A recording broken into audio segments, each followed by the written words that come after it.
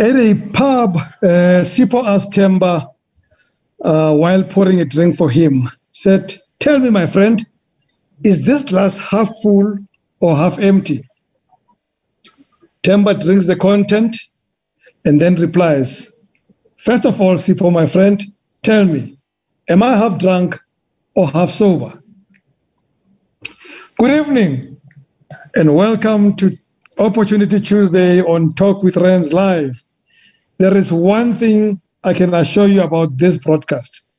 We have no half measures here. When Dr. Thando Sibanda is done with you, you will thirst for nothing more. Thank you for choosing us on this 30 minutes of the most powerful digital content this side of the equator. I say that without equivocation. If you don't believe me, you have to believe me. There's no other way.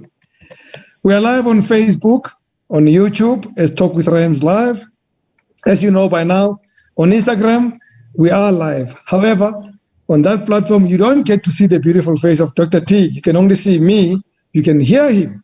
So the secret is we want you to go to YouTube so that you can see both faces and follow the conversation there. You can reach us by WhatsApp on 067-271-8239. Only voice notes, please. We ask you to participate by sending questions and comments on the Facebook page, on the YouTube page, and you can also do so on Twitter, Talk with Rams 1. We do live tweet the show. We would really appreciate it if you are on Twitter to retweet the live tweets.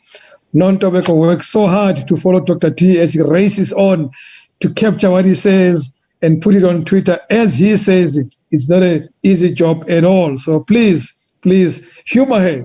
At least humor her by retweeting what she tweets, even if there's a typo or two. No, there are never typos there. Dr. Thando Sibanda, good evening. Good evening, my brother. How are you, sir? I'm dark and lovely. Thank you for asking, my brother. How are you? I am good, man. I'm ready. I really enjoy these sessions that we do together. Yeah, they're going to get better. You know, with what we're planning from February, they're going to get even more better. Once we are in the room with our friends, our community is going to be even much more powerful. And I'm looking forward to that. We're setting up, we're getting ready, and we'll be making announcements next week about how it's going to work from February. Great things in store, my brother. I can't wait. Excellent. So, setting attainable goals. I like the word attainable, because damn, don't we set goals that we can't attain? Setting attainable goals. Let's talk about that. Oh, absolutely. You know, it's the beginning of the year, Rams, and everybody is busy with planning and goal setting, you know, and people think in 12-month blocks. What am I going to do with this year? What are things going to look like for me? You know, but the main challenge that I find in society is that we are always setting goals at the beginning of every year. And certainly we abandon them before January is up. So I think tonight it would be great for us to look at what is the problem and how do we overcome it. You say we abandon them even before January is up, Dr. T. Oh, absolutely. You know. We've got a bit of a challenge, especially when it comes to planning and when it comes to setting goals. You know, I think you remember the research that I mentioned last week by DHM Research in Portland, Oregon, where they say that only 1/3 of the population, you know, it's true for the US as it is true for the rest of the world. I think certainly here in South Africa, you know, only 1/3 actually plan and write goals down. The others, you know, the other 2/3 of the population don't quite do things properly, you know. And I'm going to get into the context of the fact that we abandon our goals by January.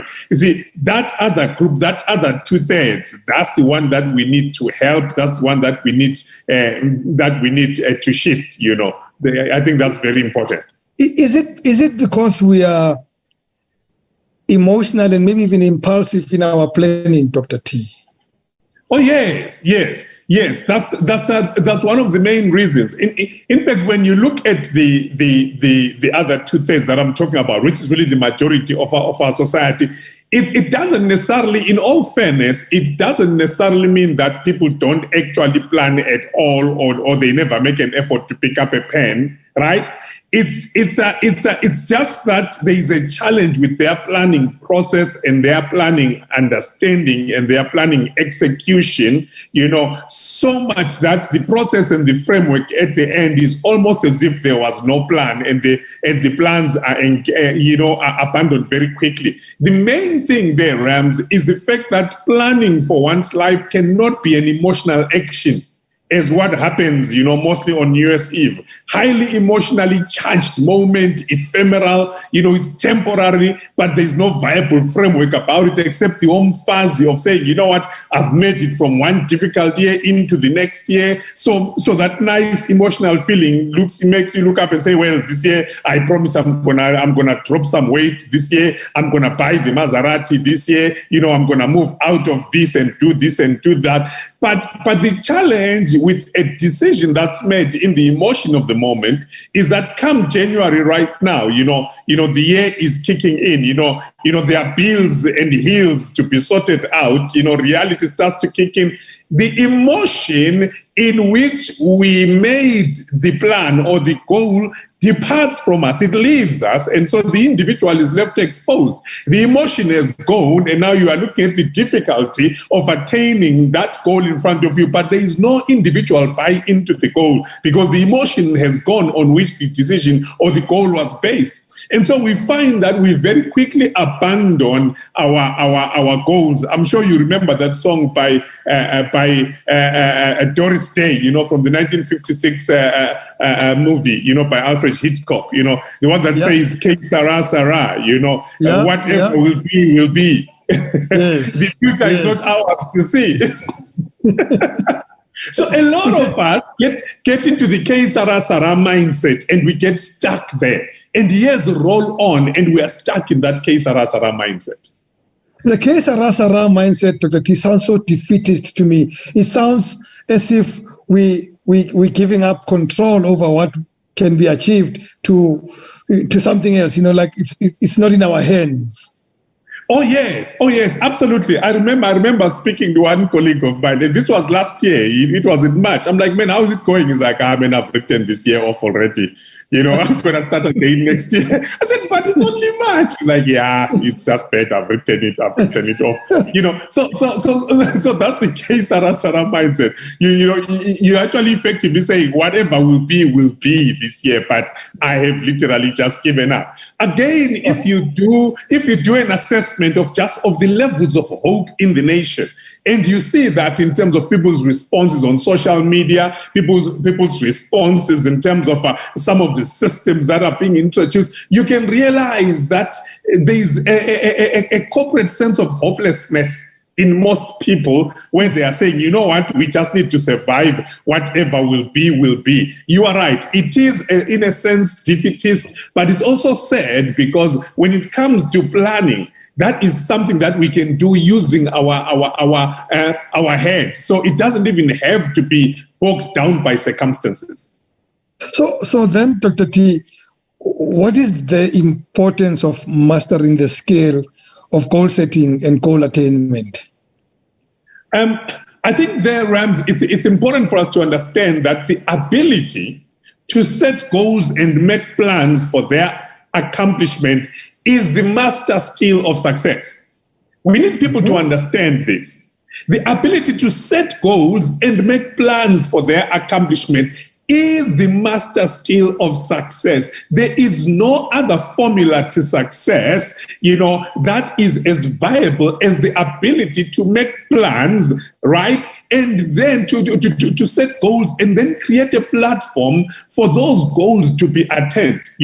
Believe me, it's the single most important skill you can learn and perfect. Goal setting will do more to help you achieve the things you want in life, and for you to live a life you want to, than anything you've been exposed to. If you become an expert in setting goals and achieving them, man, you will be able to live where you want to live, to do the work you want to do, to spend your time the way you want to spend it, simply because you are able to set goals and achieve them. It's setting a goal, making a plan for its attainment, and then working the plan until you succeed in that area. Okay, Dr. T, when you say it, I find it that, well, that's what we all should do. I mean, we should all have a plan and we should all execute. Why is it that people don't plan?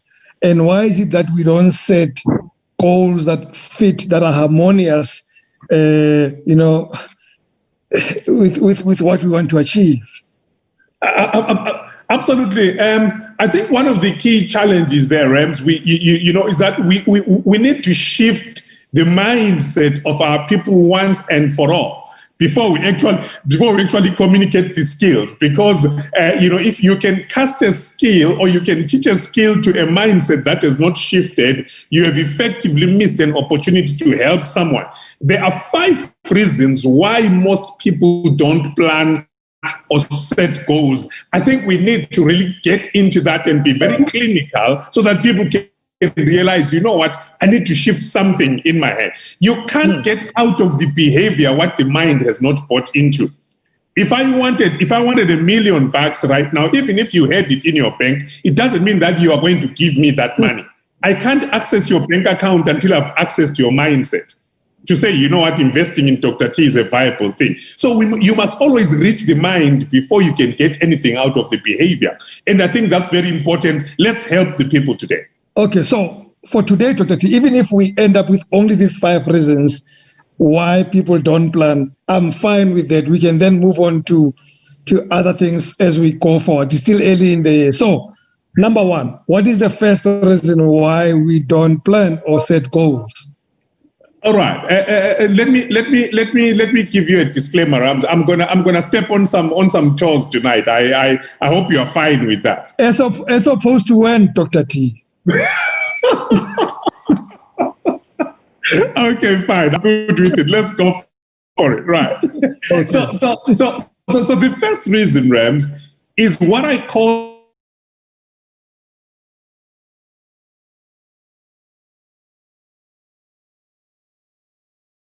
low levels of seriousness. A lot of people are simply not serious.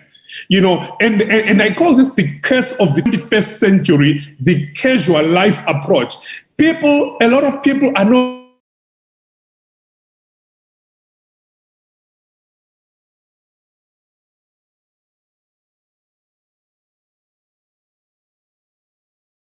not serious about anything.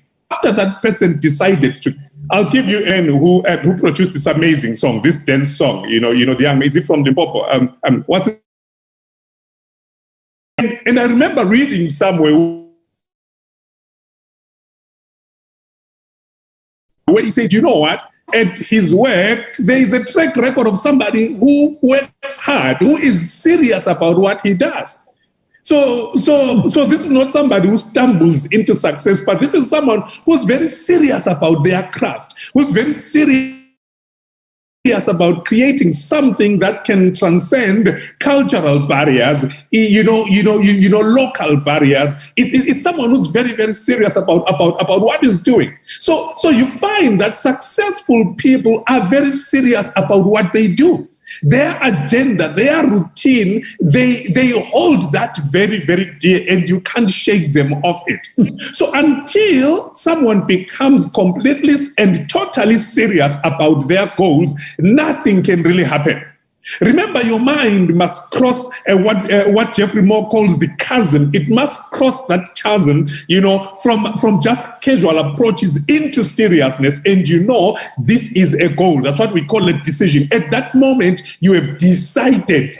To decide means to kill off other options. When you decide to say, I'm going to go back to pass this, you already kill off options of